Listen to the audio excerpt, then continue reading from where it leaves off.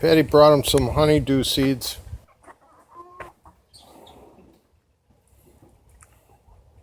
It's funny they eat the seeds and not the fruit. Oh, he ate some fruit.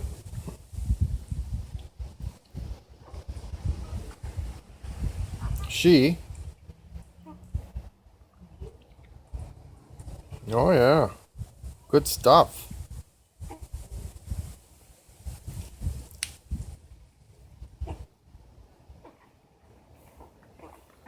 Rebuilding the old pond over here.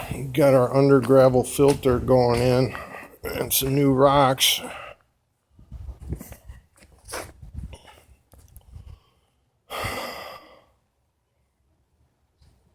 Got to get her back together so I can get my fish back in here. We got to split this boulder in half because it's going where my pump and stuff are going to be. Drilled 9 holes in here yesterday. I'm waiting on my wedges. Probably have to split it in half and then each of those halves in half. And we're getting a new skimmer basket.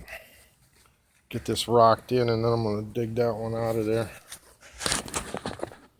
Chickens! You guys like your honey seeds Patty brought you?